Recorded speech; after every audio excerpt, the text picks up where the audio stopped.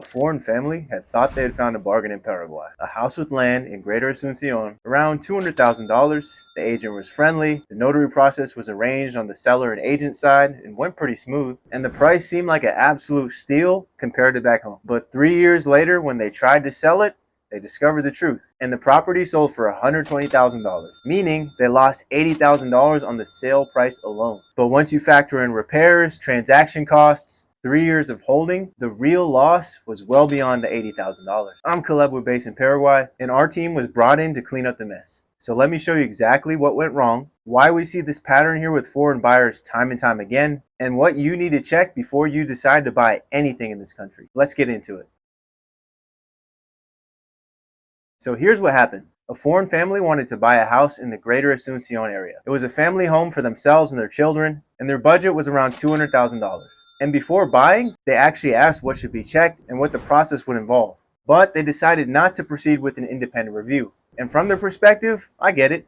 The situation felt safe, the real estate agent felt confident, and the process looked official. On top of that, everything was being handled through the notary process, which is arranged by the agent and the seller side. Everyone was friendly, helpful, and professional. And the part that almost gets every foreigner who comes here, compared to the prices they're used to back home, the property looked like an absolute steal. And that right there is one of the biggest mistakes a foreign buyer can make here in the Paraguayan markets. You compare the pricing in your local home market to the local pricing here, because a property can be cheap objectively to someone coming from the US, Europe, or Canada, for example, but it can be grossly overpriced here in Paraguay. So back to the story. 3 years later, the family wanted to move to another area and they decided to sell the house. And that was the first time we saw the actual original purchase documents of the property. And unfortunately, those documents were a disaster. There had been no proper independent review of the title, the land, the documents, the real market value of the property, or even the construction quality. On top of that, there were no proper translations of any of the documents, and the buyers had simply relied on phone translations because everyone seemed friendly and competent. In addition, their marital property situation, including their prenuptial agreement and how that interacts with the Paraguayan rules, was not addressed at all. So when we properly reviewed the files, the picture was very, very different from what they originally believed. And based on the property, the land,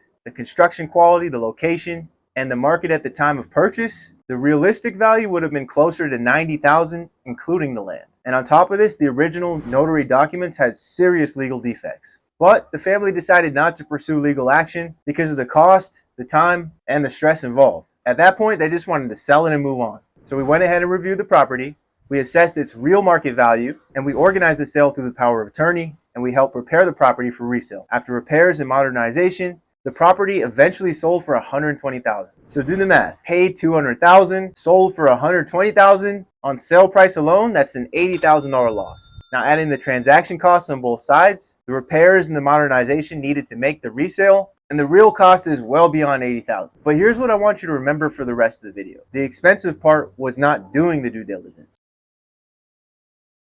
And this is not an isolated case. We see this pattern with foreign buyers in Paraguay all the time. And it really boils down to 4 key mistakes. Number 1, emotional buying. Foreigners arrive in Paraguay, eyes huge, they see prices compared to back home, and they move in way too quick, which makes them underestimate how different the local market is and how fragmented pricing can be here. Which is why the wrong question to ask, is this cheap compared to the US, Canada, Europe, or back home? And the right question is this exact property on this exact street with this exact title condition, infrastructure, access, legal situation, and resale potential correctly priced for the Paraguayan markets? Because pricing here varies heavily, and the same number of square meters can have a completely different value depending on access, title quality, neighborhood, infrastructure, resale liquidity, zoning, topography, and construction quality. The value here can change dramatically just from one street to the next, sometimes even in between neighboring properties. Remember, early stage real estate market, things are very much in development. Number 2, trusting the wrong side of the transaction. A friendly agent, a helpful seller, and a notary process does not replace an independent buyer side due diligence. And I want to be clear, this is not about assuming bad faith from anyone. This is just about understanding roles. The seller wants to sell, the agent wants to close the deal, and the notary simply formalizes the transaction. None of that is the same as a full independent review done only for the buyer's interest. And here's something most foreigners do not realize. A notarized transaction is not the same as an independently verified transaction. A notary can formalize documents, but that does not mean the buyer has received the full buyer side legal, technical and commercial due diligence. Those are completely different things. Which brings us to mistake number 3, skipping proper translation. Phone translation is not enough for a real estate transaction. The buyer needs to understand what they're signing, what obligations they're accepting, what is missing from the document, and what the legal consequences are. If you wouldn't sign a legal document in your home country without fully understanding it, you shouldn't do that in Paraguay either. Mistake number 4, ignoring your own legal situation. Foreign buyers often forget that the purchase is not only about the property, it's also about who is buying. Are you married? Is there a prenuptial agreement? How does that interact with Paraguayan rules? Are you buying personally or through a company? Will the property be rented, inherited, resold, or used by family members? All of these affect how the purchase should be structured, who should sign, what documents are needed, and what problems can appear years later during resale, inheritance, divorce, or any other unforeseen circumstances. And by the way, if you are looking at buying land in Paraguay and you want our team on the ground here to run an independent due diligence on your property before you sign anything, book a strategy call. The link is in the description.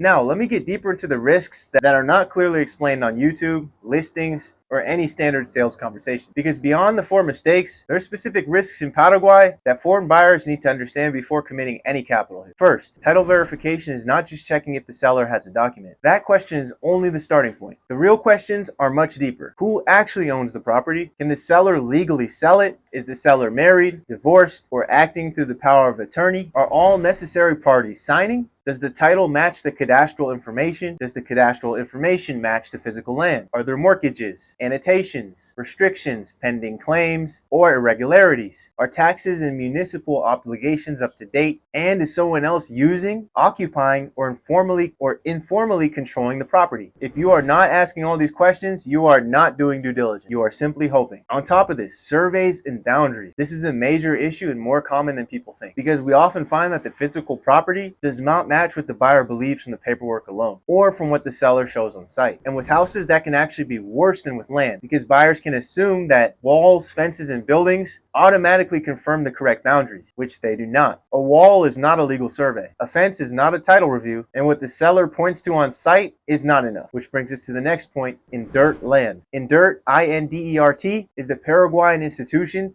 connected to rural development, land regularization, and agrarian reform. So if a property has an INDERT background or is connected to an agrarian reform land, you need to be extremely careful. That's why the key questions are not whether the seller has the documents. The questions are whether the land was properly titled, whether it can be transferred, whether there are restrictions, whether the original beneficiary was allowed to sell, whether there are unresolved administrative issues attached to the land, and whether the original transaction can be challenged later because of the origin or status in the land. That's why with INDERT related land, you cannot treat it like a standard urban private property purchase. Next is border restrictions. Paraguay has a 50-kilometer border security zone along its land and river border. And within that zone, rural land can be subject to specific legal restrictions. And this applies to certain foreign nationals, especially those from neighboring countries bordering Paraguay, and companies majority owned by them, unless a legal exception or authorization applies. So do not assume any land close to the border can be freely bought, used, or structured in the same way as an urban property in Asunción proper. This needs a specific legal review before signing anything. Next, indigenous claims. This is especially relevant with rural land, Chaco land, or larger agricultural properties, or areas with a history of community claims or disputed possession. This does not mean every property has this problem, but when it does exist, it can completely change the risk profile. Next, a low price, a fence, or a seller's explanation does not mean that the property is safe. The history, possession, community situation, and title background must be checked, which brings us to squatters and informal occupants. In Paraguay, possession matters in practice. If someone is occupying, using, guarding, farming, or informally controlling land, you need to understand exactly who is there and why. And this applies not only to rural land, but also empty houses, unfinished buildings, abandoned properties,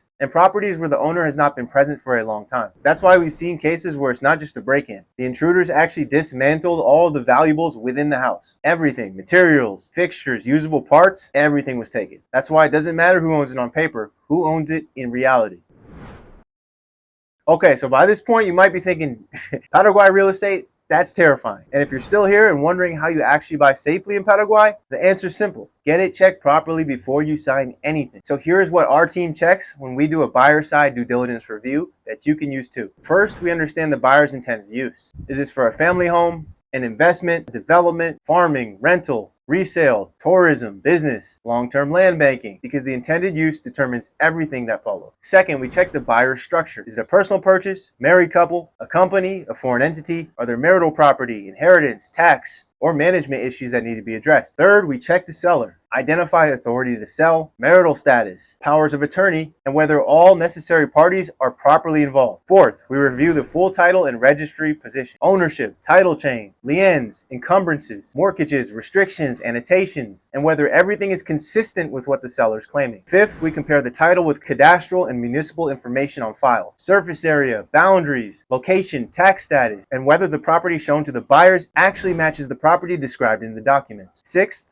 we check the origin and risk profile of the land. Is this standard private land, INDERT related, border zone, or does it have any indigenous claim risks or informal possession history that requires a deeper review? Seventh, we check physical possession and access. Who is actually using the land? Are the occupants, tenants, caretakers, workers, informal users, or boundary disputes? Eighth, we verify boundaries and measurement. Compare the paperwork, the survey, the fences, the walls, the access points, the neighboring properties, and what is actually being shown on the ground. Ninth, we review permitted use, zoning, municipal rules, environmental limitations, subdivision potential, and whether the buyer's intended project is actually allowed and realistic. 10th, we check infrastructure, road access, water, electricity, internet, drainage, sewer, security, and rainy season access, which is a huge one here in Paraguay. And I want to be clear about this. Even inside Asunción proper, not every property has the same level of infrastructure. Do not assume proper sewage, drainage, water pressure, or internet just because the property is near the city. That's why even with Asunción, not every property is connected to the sewer system properly. And outside central Asunción, a road can look fine in dry season, but can turn into a river real fast when the rain comes. That's why infrastructure needs to be checked on the ground and never assumed.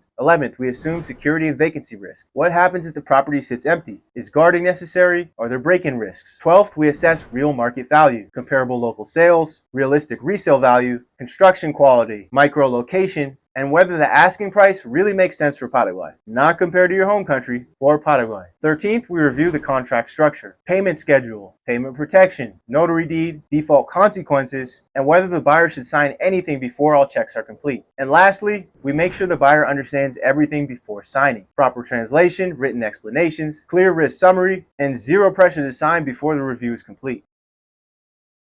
And all of this is essential because in Paraguay, a bad property purchase usually doesn't look bad in the beginning. It often looks friendly, official, and very inexpensive compared to back home. The problems appear years later, when you want to sell, when you want to build, when you want to subdivide, when you want to rent, when you want to defend your property, or when you want to leave it empty and come back to find that half of it's missing. That's why the safest moment to fix the problems is before you buy the property, not after. So if you are considering buying land in Paraguay, do get it checked independently before you buy and sign anything. And if you are looking to run a full due diligence on a property here in Paraguay, book a strategy call. The link is in the description. Thanks for watching, and I'll see you on the next one.